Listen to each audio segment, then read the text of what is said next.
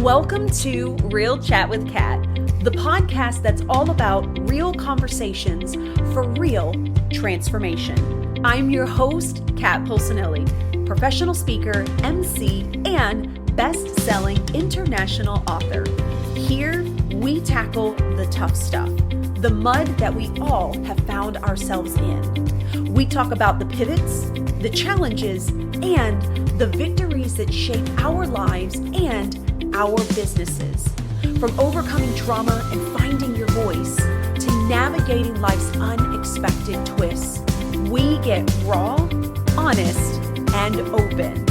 You'll hear from inspiring guests who share their stories of resilience, healing, and growth. Whether it's breaking through emotional abuse, embracing self-worth, or thriving in entrepreneurship, you'll find connection, empowerment, and the tools to keep you moving forward. So grab your favorite drink, settle in, and get ready for stories that hit home and conversations that make a difference.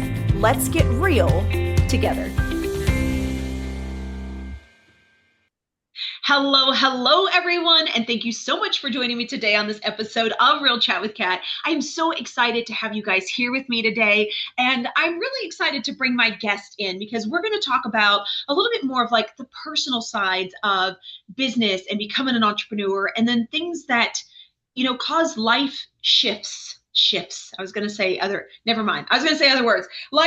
Life shifts and how that helps you grow, as a person and the way that we evolve. And I just think that it's really important for, when we talk about our businesses or we talk about things that we're doing, to also make the connection, that personal connection of why we decided to do what we were doing and the things that we've been through because of that. I think that it gives us an insight to everyone else's perspective and the stuff that we don't get to see when you do see someone that is building a business and stuff like that. You're like, oh, you get to be your own boss, set your own hours. And it's like, oh, that's like 2% of all the things.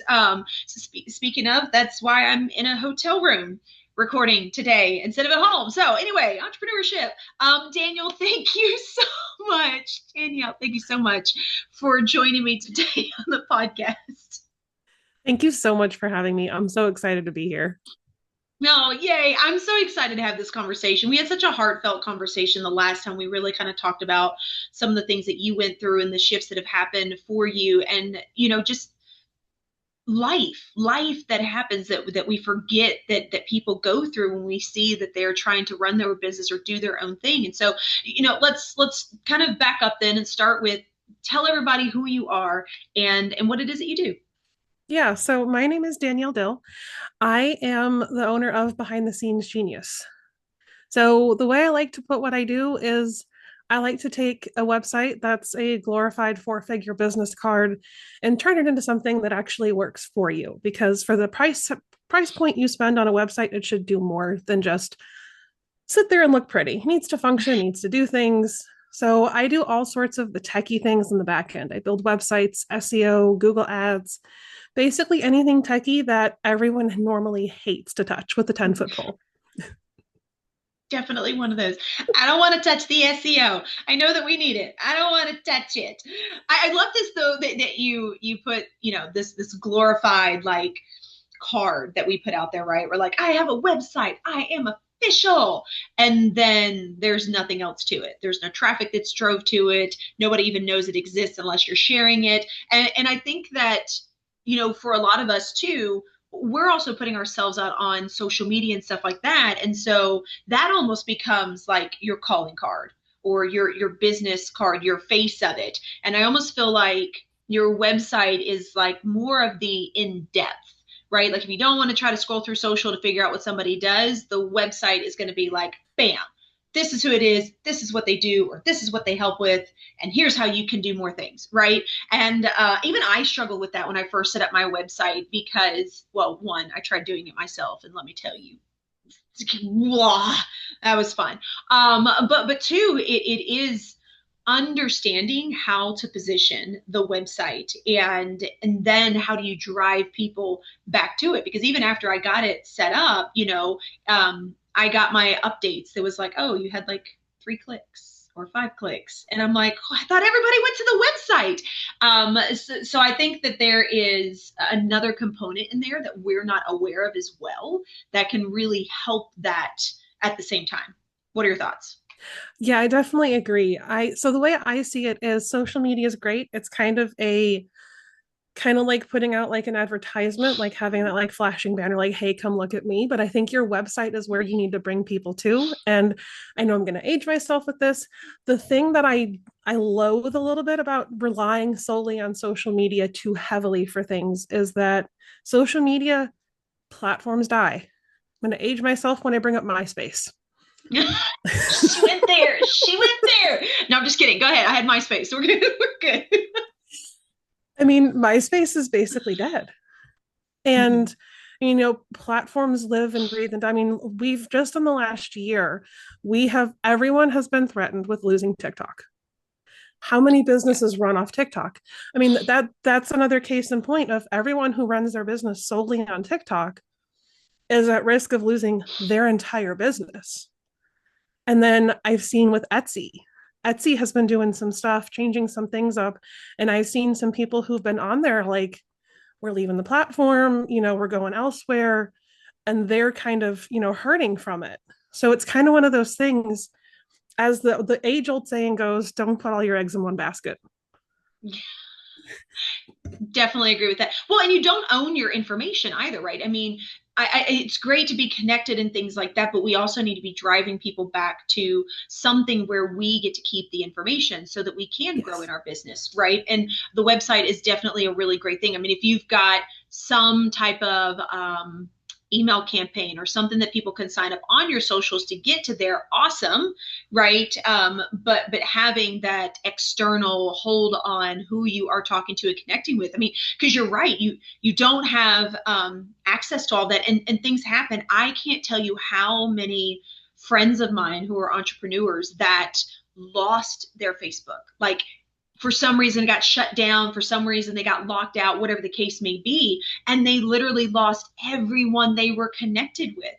Well, nobody thinks to go and like look you up again, right? To be like, oh, that's weird. I haven't seen them on Facebook. Where are they at, right? So like they lost everything. Now, two of them were very lucky after like a week and a half. For some reason, it like unlocked and they got it, whatever, and they got it back. But it's things like that where you're like, you're totally right. You can't put all of your eggs in one basket. You've got to make sure that you have a way to connect with people, stay in front of people, and make sure that you can reach them in a platform or an arena where you have more of the control versus just social media. I agree with you on that.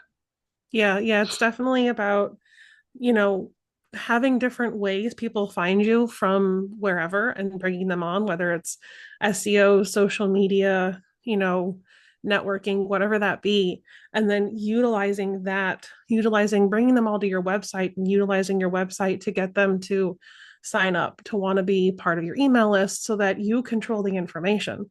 Because if ConvertKit, or sorry, Kit, that's change. I have to get used to. Oh, okay. Yeah. I didn't know they changed that. So that's yeah, interesting. they officially went there again. Okay. Yeah. Well, go. Yeah. So now ConvertKit is Kit. But if something like Kit or like MailChimp or something, if they decided to close their doors, you can take your list elsewhere. You can't take your social media following to a different platform though. Yep. So yeah, definitely. Yeah. Now I kind of want to, kind of reel this into a little bit as to, like why you got into this and kind of your backstory to kind of give people an idea of like the journey and all the things that you have faced, because I think that sometimes we forget that when we get into business, we came from something which helped us build this. It's not like you just woke up one day and you're like, I'm going to build websites because that's what I know I'm supposed to do. And I've had this epiphany and I know how to do it. And now everything is easy. Yeah, if only it was like on your 18th birthday, like a magical flip switches, and you're just like, oh, this one I knew.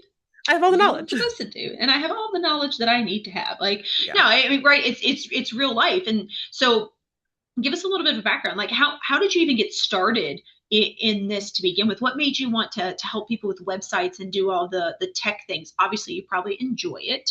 My husband loves tech and all that stuff. I'm kind of in the middle. It depends.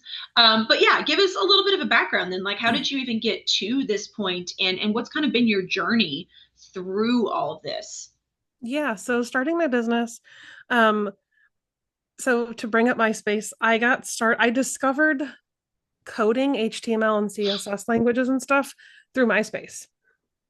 Really? Yeah, all the like the profile customizations and all the fun stuff. Oh, okay. That was where what I loved about it, because you could play around with it. And of course, the ADHD, undiagnosed at the time in high school, loved to be able to go in and just change things up all the time. Um, so that was kind of where I discovered it. And when I discovered it there, I had started to dive deeper into it. And I became the kid in high school.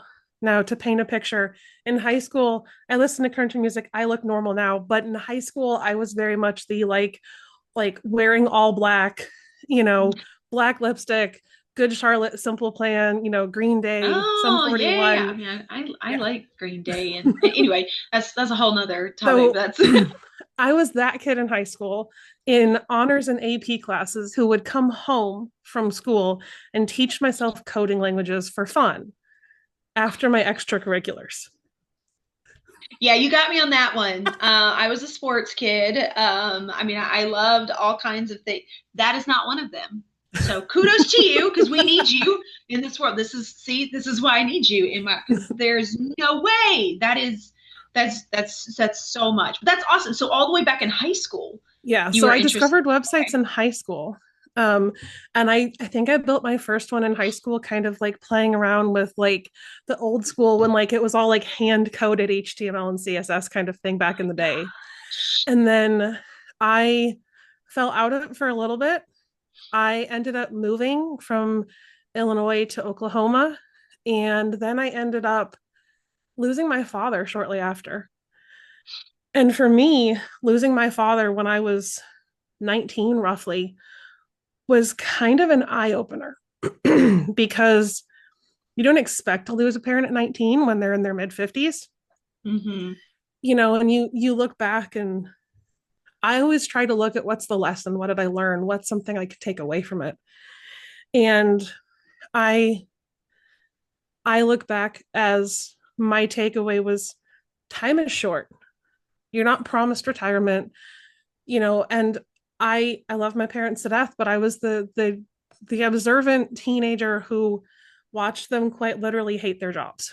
Every day Mm, it was like they lived for the weekend. yeah. And there's a good Charlotte song called The Anthem. And there's a line in it that says, I don't want to be like you. I don't want to do the things you do. And I think that was a precursor for me of I don't want to be like my parents and live that way. I don't want to Mm, be the person living for the weekend, hating your job just in that 9 to 5 grind of just, it's another day. yeah. So after a while, I went back to college. I had got my associates in website management. And so I have that degree, that knowledge, but a lot of what I do and what I draw on is also from being self-taught. So that for me is part of one of those like you don't have to have all of the knowledge from school to do everything. Mm-hmm. Part of it is getting your feet wet and doing the thing and learning by trial and error. So The old school trial and error. Still to this day, it works. It does. it It it sucks. does. It sucks, but it works. Yeah. That's really neat. So okay. So fast forward, when did you decide to like start your own business and just kind of dive into helping people in that arena? Yeah. So 2019, I started my business. And the series of events that kind of led up to it was I was working full time for a large retail pharmacy chain. I'm not going to spit out names. Um, and having a series of worse and worse working conditions, Mm, hours getting cut back, all sorts of chaos. And I had also been putting myself through school part time while working full time. And I hit a point where I was a few months from graduating and I was like, I cannot do this. I cannot go into work one more day. I am that miserable. So I oh quit. wow. I felt horrible about quitting because I was like, but they rely on me and I'm shortchanging my coworkers. And my husband was like, if you do not quit, I will text your boss that you quit from your phone. Practically. He was probably at that point where he was like, I will quit for you. Wow. You know what though? Kudos to him. Like that is Yeah. hella support Yeah. to be in that space. Yeah. My husband has always, even in, I'm sure as you know, those moments in entrepreneurship where you're like, maybe I should give up. Maybe I should throw in the towel and just call it quits. He has always Hmm. been the one to be like, nope, not going to let you do that. Yeah. I love it. That's Yeah. awesome. So okay, so you started in 2019, Mm-hmm. but then we have COVID Yep. like right around the corner. Yep. So what she's like, yep, this is where the real comes in. Okay, so we're starting a business, we're getting things together, we're doing something that we've been loving since we were the age of 18 or prior to that. What happens now? You know, because COVID, I know, shifted a lot of things for people. Now I'm sure that you were probably doing a lot of stuff online already and building those connections and stuff, but I do feel like COVID like flipped everybody on their head. So what kind of went through that space as you're in the middle of building a brand new business? Like that's Yes. hard enough, and then you throw everything else in, like wanting to throw in the towel. Definitely I can see that being a core piece. There's been a couple of those moments over the years. Um, it's as I have learned, it's completely normal. So if anyone is feeling that, know that you're normal. You're not alone. You are completely sane. Take a few days, dust yourself off, pick yourself back up, take a little refresh. Um, so in that moment, I had started, I was very much kind of new to things. I was trying to figure out part of those elements of the way in which I do it, Mm, how, what makes me different. Cause I think that's one of those things you have to figure out as an entrepreneur. And you can only do that by doing the thing, by trying something yeah. and figuring it out and going, or experience. I like that. That was crappy for that person to do. And just kind of like, where do you fall? How do you do things? What's your experience? All of that stuff. Um, so I ended up having a lot of success locally through like connections because there's some family members who are in business, and that's kind of what helped me kind of give me the space to figure stuff out Hmm. through the chaos of COVID. And so COVID was very much a time of, as the saying goes, throwing spaghetti at the wall and trying to see what sticks. I hate that expression, but it's a I perfect know. example of it. I know. It's stupid, It but it is stupid. fits. But that was for me, that was the first couple of years. That was probably into 2021. It was just trying to figure out the way I do things, trying to navigate COVID and all of those interesting pieces Hmm. of, I went through so many iterations of my logo and my website and trying to talk about how I do what I do and all of those things. That, yeah, I mean, I think my connections locally are what helped me kind of be able to just kind of play around with things and figure stuff out in my Hmm. own time and not have to like stress too much. Yeah. Well, and I love that you said, trial and error, right? Because I know that there are thousands and thousands and thousands of people, right? They're like, if you want to be a coach, this is how you do it. And then everybody tries to follow that model. And I was always one of those people that every time I sat through something like that and I learned a little bit, I was like, okay, I like this, but I don't agree with that. And it's really hard to, especially when you come from like a regular job, right? We're so conditioned to follow a specific way, to do it the way that it's already been done, that we're kind of sucked out of our creativity mode. And like you said, you were trying to figure out what made you different. And for me, it was the same thing, right? And this doesn't always work for everybody. So, just a heads up. Some people are great. Some people get in, they know what they want to do, they create the systems, they followed somebody else that taught them, and boom, boom, boom, boom, boom, and they're doing exactly what they love. For me, it didn't work that way either.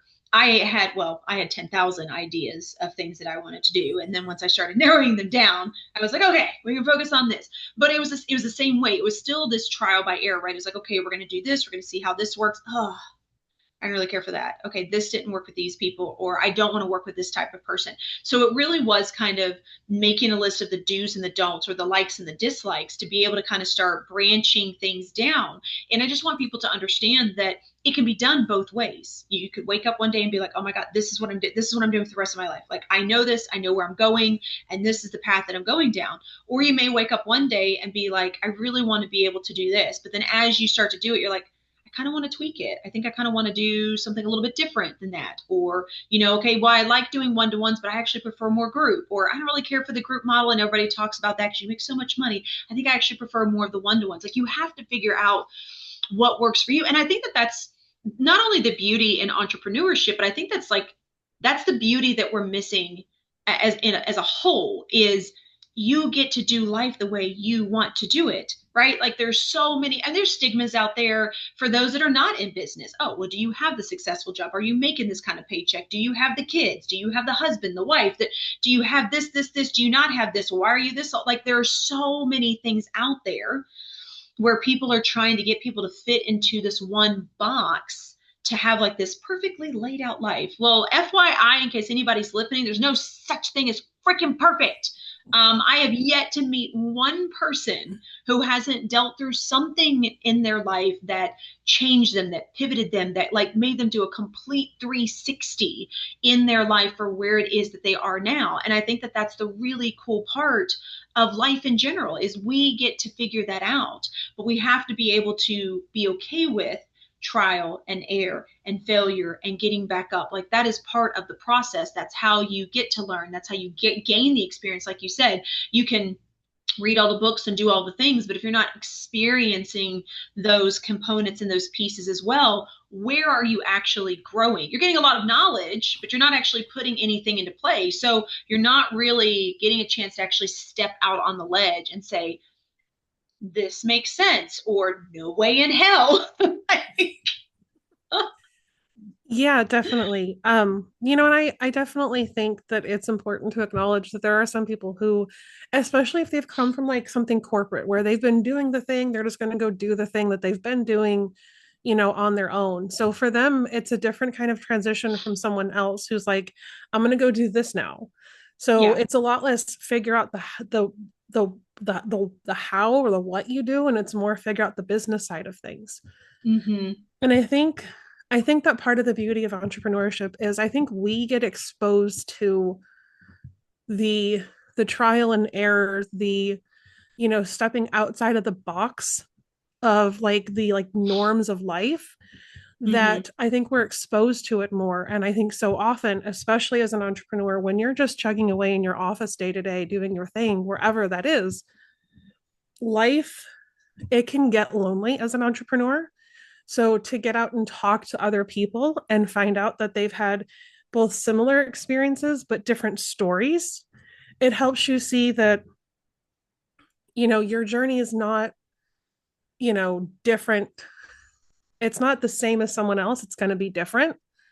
Mm-hmm. And whatever that journey is whatever that journey is for you, because that's your story and that's part of how you own it into making it yours and what you do. So for me, part of my journey is going through starting my business in a pandemic, almost losing my husband to that pandemic, and then IVF in the Mm-hmm. process of trying to grow my business.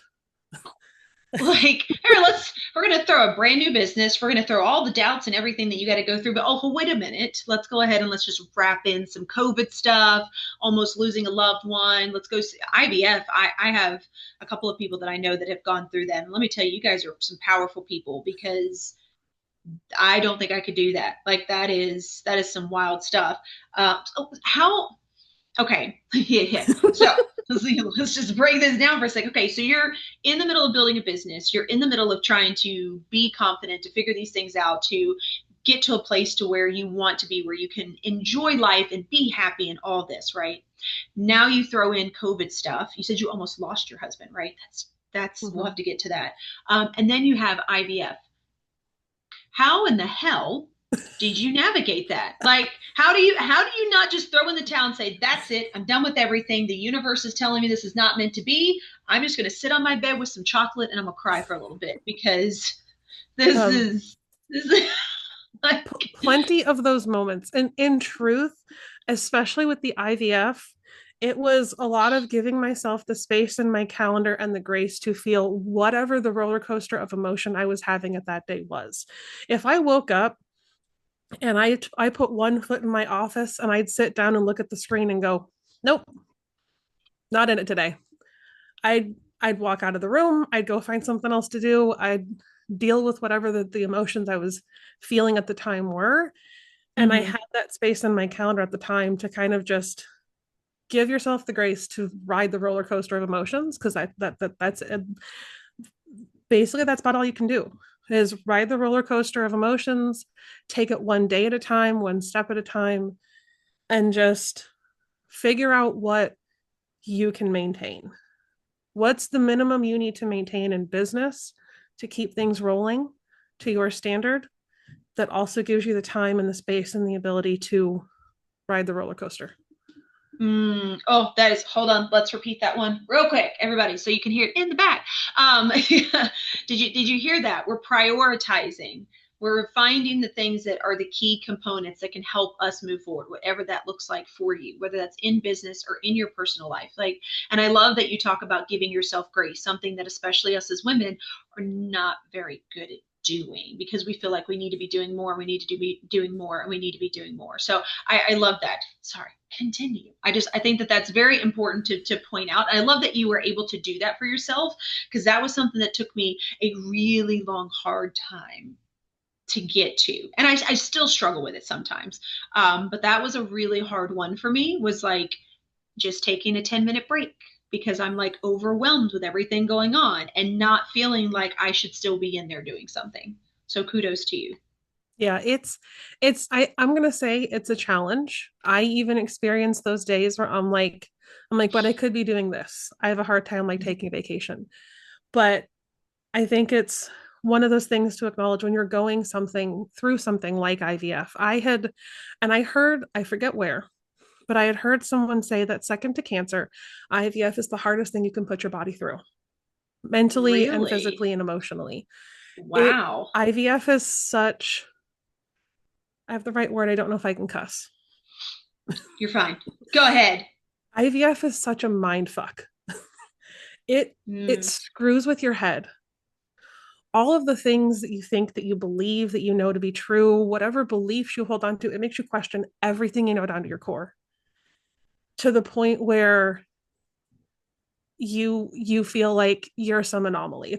Like, even though everything's like shows it like looks like it's gonna fail, or this is gonna happen, and you start to like get in your too much in your head about things. And Mm. part of it is just trying to like step back. If it's a distraction that you need that day, go find the distraction. If you need a friend to go sit with you and have lunch, or to go shopping and to feel normal, whatever that is, because there's Mhm. so many pieces to the IVF process, and everyone's journey, just like being in a business and being an entrepreneur, everyone's journey in IVF is different. What that looks like for one person is not going to be the same as the next. Now, is that just because like there's so many different hormones and different things that you're having to take and stuff like all at the same time? Is that what it is? Because kind of like an overload for the body? So part of it is, I mean, the hormones. So IVF, one of the things is it male factor or female factor? What's causing the infertility issue to cause it? So Hmm. little like backstory, 2022, in January of that year, my husband and I decided to start, no, 2021, we decided to start trying. Um, we got to August, and I was already like, I'm the kind of person, I'm like, I know the numbers. We probably should have been pregnant on our own at that point, most likely. And so I was kind of already talking to the doctor, and then our entire house got COVID. Mm. Everyone got better but my husband, to the point where he was taken by ambulance to a hospital. He woke up that morning, and I was like, I'm taking you in. I don't care. Like, he's a You're typical so man. stubborn. You're Yes, he's so a typical man. stubborn. What? Yes. Yes. He's a typical man in that regard with his health and going into the doctor for anything. He waits till he's almost on his deathbed.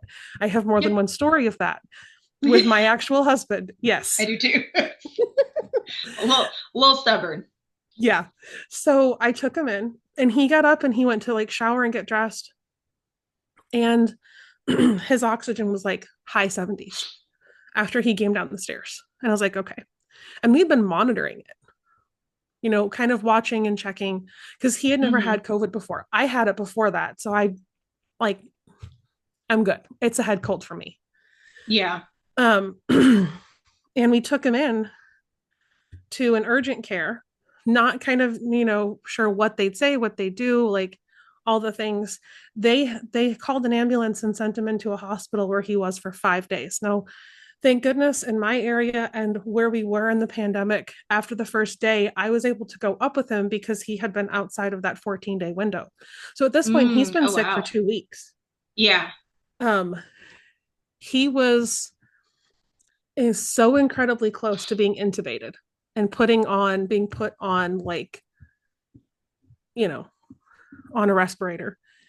Um, he went in, came home 5 days after he went in, and he was on oxygen till October. Missed a bunch of work, all of like the chaos horror stories. And even after that, when he was off the oxygen, he he was taking a couple of medications, like inhalers, because he was having Hmm. shortness of breath. He doesn't Yeah. get it now. It's kind of worn off, but he's one of the lucky ones who got rid of that kind of long COVID shortness of breath symptom. But we were going through trying to get pregnant and then him almost dying in the middle of that, to then work with the doctor over the few months that he was after he was out of the hospital to kind of get told we had some male factor issues. And COVID, long story short, I have a baseline. I have a almost 16-year-old stepson. So we have a baseline of knowing pre-COVID things were fine. Yeah. Um, so for us, it was kind of looking at, you know, maybe COVID's had an effect. We gave it a few months, tested things again. Wasn't that much change to warrant feeling like things were going to improve anytime soon. So we got Hmm. recommended IVF. So for us, it was male factor. For some, it's female factor.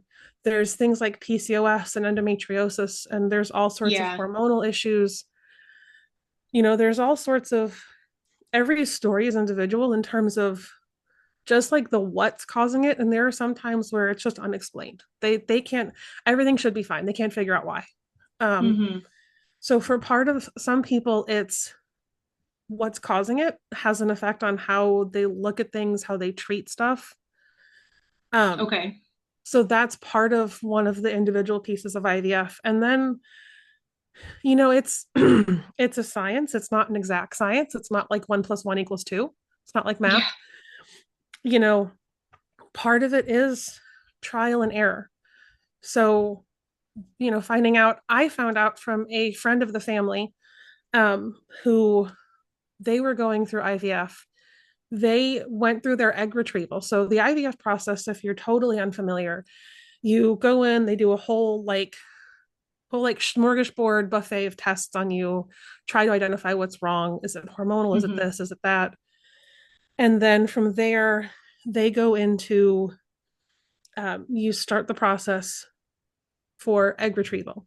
So that's where they give you a whole bunch of meds. They get your body to produce more eggs than normal, than just one per cycle. And they go in, they put you under for anesthesia usually, and they take all of them out. And at the time, if you're going to do anything else, that's when they pair things together in a petri dish, basically. And Hmm. you kind of just sit around and wait on pins and needles for like 5 days to find out how many of the eggs that they got were mature, how many fertilized, how many have made it to day 5. And then if you choose to do genetic testing, that's another waiting period of they take a Oh, yeah. biopsy and they freeze it and then they test it. But as I have learned from a friend of the family, it is possible for them to go in and get nothing and get 0 eggs. And that's what happened to her, I think. Wow. And as I was kind of like, I'd never heard of that. I'm looking up into it. And as I'm looking up on it, it's a thing. If they were to try another egg retrieval, it likely would have the same result. So they had to go the Interesting. route of having an egg donor. So, everyone's story is entirely different in all of those things. There's so many pieces. So once you go through egg retrieval, assuming that they've ended up with embryos to transfer, you then go through transfer, they give you more meds for that, and you kind of cross your fingers and wait for 10 to 14 days and try to I'm do stressed out all of the listening, things. Danielle. So much. Yeah. So It's much. We women go it's through a so much hell. Just FYI. Okay, go ahead. it's a stressful process. And as I have heard many people in the IVF community state, it is the club you never wanted to be invited into. Mm, It's something that every woman who's never been through it says, I don't know that I could. But when you're faced with go through IVF to have kids or not, yeah. you find the courage somehow to get through to the other side. And you look back on it and you're like, wow, that was a hard thing I did. I don't want that badge of honor. You know, I don't want that as part of my story. I wouldn't wish that on anyone else, but it's something you did. And yeah, it's a stressful process because there's a lot of hurry up and wait. Just like everything else in the medical world, it's hurry up and wait. It's hurry Mm-hmm. up and do this test and then wait for the results. Hurry up and wait for this. So you're always hurrying up to do the next thing and then waiting. And the waiting is the hardest part because you're waiting for results. And I think I think for a lot of women, for a lot of especially entrepreneurs, we're used to being in control of things like in the business. We're Yep. used to being able to control that. So when you have to step into being an IVF patient, you feel like you have zero control. You Mm-hmm. are just at the mercy of however things are going to turn out. It's not like you can sit down and figure out, well, that didn't work. Let's try this route with business or let's do this. It's not like you have numbers to look at and you can, pivot and figure things out. There is none of that. Yeah. Do Totally you at the mercy. do you feel like, with everything that you've been through and all the things that you've experienced and that you've made it through, do you feel like that's kind of helped you kind of almost have like this own like resiliency in like your business and life in general, just because you have something to say, like, if I face that, right, I can do this. Like, do you feel like any of that kind of transferred over into helping you shift how maybe you were running your business before and how you've just kind of done life in general? I do think so. And I have to say, I think it was a long transition, not a short transition. It wasn't like an overnight thing. For me, we we were one of the lucky ones who got pregnant on our first transfer. So I have a 2-year-old little girl who is my little IVF baby, and I am pregnant with IVF baby number 2. Oh, So congratulations! it has it is one of those things as an IVF mom I don't take lightly because I know that there are IVF moms who go through the process who they don't have all the success stories. They don't Hmm. have the it worked for you the first try. They have failed transfer after failed transfer after failed transfer. And part of it is one step at a time and with each stage looking at, do you want to take the next step? Are you okay for it? Are you mentally able to?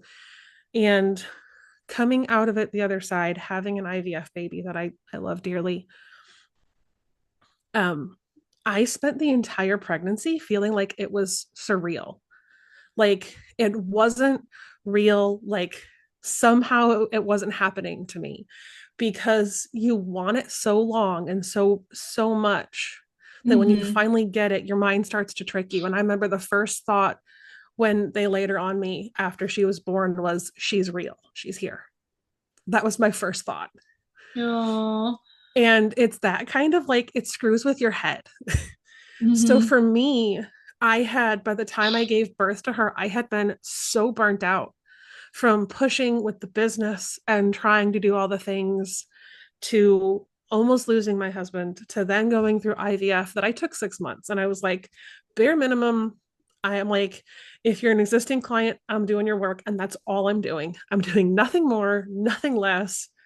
And that was my reset period.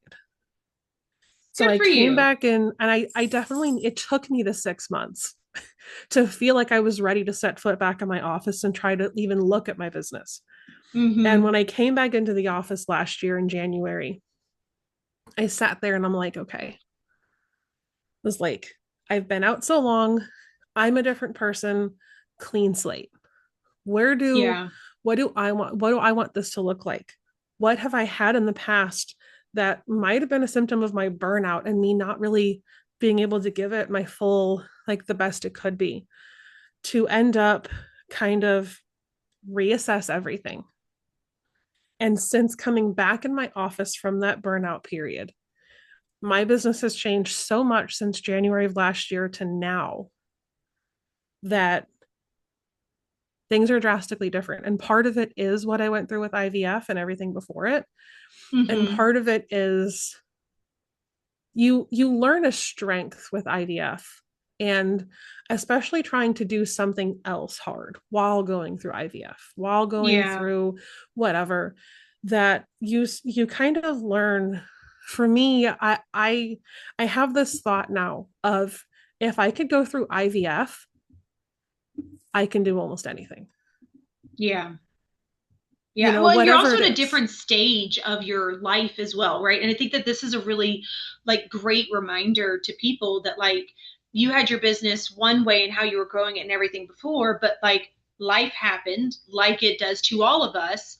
And because of that, that caused you to shift how you did things, who you wanted to work with, and how you wanted to grow the business, which is amazing because it now is fitting into this stage of your life, which may end up being different, right? 2, 3, 5 years down the road. And I think that that's something that we need to remember as individuals and entrepreneurs is that whatever stage of life that you're in at that moment, that's great. And be okay with shifting. Be okay with taking the break. Be okay with breaking it down and saying, okay, we're starting over, clean slate. Where do we go from here? I think it's beautiful that you've had the ability to do that. And thank you so much for sharing that because I don't think that people realize because we're all in our own heads and stuff like that that like people that are building businesses and people that are living everyday lives have tons of crap that's going on in the background. You just don't see it, and a lot of us just don't talk about it. We just grit our teeth and we go through it. And I love showing this side of real life because these are the things that are happening behind closed doors. So Yeah, thank you yeah. for As I sharing. always, of course, I always say that social media is a highlight reel. It's it's all of the good moments and none of the bad. It's none of those moments where you feel like just throwing in the towel on your business and giving up because the fourth thing you've tried hasn't worked or whatever it is, or however that looks. And it's very much, be okay with the change. Be okay with pivoting, with figuring out something different, trying something new. One of the things I'm doing with this pregnancy is looking at, what do I want the business to look like when I come back from maternity leave Nice. so that I can navigate two kids. I'm fortunate that my mom is alive. We're in a situation where she has, her like mother-in-law suite upstairs, we have the downstairs. And so she's always here to help with my daughter. Mm-hmm. But I know that it's going to be a change having another child in the house. So for me, it's, what does that look like bringing in another small child? And how can the business help me take care of my family without having to put too much strain on it? So that's one of the things I've been working on preparing this year, is, what does next year look like? And part of it Mm-hmm. is a lot of pivoting. And if it is something you can prepare for, like maternity leave or whatever, what does it look like afterward? Don't Yeah. just think about, and that's something I hadn't thought about, was, what does it look like on the other side? Don't focus on Yeah. just the maternity leave part. What is it on the other side of that? Because your life, going from either as a first time mom or having more than one, is going to be different. The needs Mm-hmm. and the demands are going to be different. And part of why I went into business was to enjoy the life, to live the life that I wanted, to be able to take a random day off and take my kids to the zoo or whatever. Like my dad did. He picked me up from school one day and took me to the Little Red Schoolhouse. And I felt so special. But it's those kinds of little memories that I want to be able to have with my kids, that Mm-hmm. I need to be able to have a business that does that. And that's kind of why I do what I do, because of all of my experience. I brought people in. I love to help people. get to live life however that looks. And I love to have them help their business do that. Yeah. Oh, that's a beautiful piece to end on, Danielle. Well, do us all a favor. Tell everybody then, how can they find you? How can they follow you? How can they connect with you and be in your world? So on my website, behindthescenesgenius.com, I am most active, as in I check it most, is my LinkedIn. I'm working on next year when I come back from maternity leave, starting up a YouTube channel. So that's something else I'm going to be starting next year. That's on the goals list for 2026. That's awesome. We'll keep it out. Of course, we'll have all the information in the show notes for you guys to be able to connect with Danielle, work with a wonderful business mom who also wants to help other families be able to create space so their business can grow as well, while working in the background. Danielle, any last words you would like to leave the audience with? I don't think so. I know I have a favorite quote. Ooh, I love quotes. Okay. I have two, if it's cool for me to share. Go for it. Okay. Go for it. So my first one is a Harry Potter quote. Total Harry Potter nerd. If I could, I would show you the Harry Potter tattoo on my leg of this quote. I love it that much. I love it. So the quote is, it's one of the lines from Dumbledore. I don't remember which book. I want to say first or third. I could be wrong. Happiness can be found even in the darkest of times if one only remembers to turn on the light. And I always try to have an optimistic outlook. And sometimes that's hard when you're in the thick of it. But trying to remember to be optimistic, to try to find the one thing, the bonus, what's the upside, what's the silver lining of it all, can help. Oh, yes. I love that. I love Harry Potter. Okay, anyway, quote number 2. Quote number 2. So in the IVF community, there is a very large, basically because there are so many meds, it's very common to get like a tackle box and put all sorts of IVF stickers. Little things for support. I did that. And one of the quotes became my guiding light every time I had to go into that box through the whole IVF process. And I don't know if it's a quote, I don't know who started it or where it came from, but it says, "Breathe, darling. This is just a chapter, not your whole story." And as an avid reader, for me, that kind of sunk in, like, it's just a chapter. It's not the whole book. The ending isn't written yet. It's not set in stone. We don't know how it's going to turn out. Oh, I love that. That is such a beautiful reminder. And I love that too, because, what's really funny is when I came out of my abusive relationship, that was actually one of the things that I said. Everybody always says, "Oh, you always have a new chapter." And I was like, nope. We closed that book and I'm starting a brand new series. Like, screw that book. I don't want that. I don't want that connection anymore. But I love this. This is beautiful. The ending is not written, So thank you again, Danielle, so much for sharing your wisdom and your insight and being so open and honest with everyone to just talk about life in general. Thank you so much. Thank you for having me. You are so welcome. To everybody else out there, of course, we'll have all the information in the show notes so that you can connect with Danielle as well and be a part of her world. If you took anything away from this today, I hope it's the realization that we all live our own stories individually, and that is going to look different for every single person, even when there are similarities due to your upbringing, your perspectives, the way that you've been through certain things. And I know that COVID specifically, right, changed a lot of things for us. So be aware of this. Know that your journey does not have the ending written. I absolutely love that quote, Danielle. And until next time, do one thing positive for someone each and every day and see the difference that it makes in your life. So until next time, have a fantastic day. Thank you so much for tuning in to Real Chat with Kat today, where real stories meet real solutions. If you loved today's episode, don't forget to subscribe, leave us a review on Apple, and share this with someone who may also need to hear this as well. Let's also keep the conversation going. Follow me on socials at The Lotus Effect, connect with our incredible guests, and remember, you are never alone. Your story matters, and you have the ability and the power to rewrite it. You always have a choice. Until next time, stay strong, stay inspired, and keep showing up as the incredible, unstoppable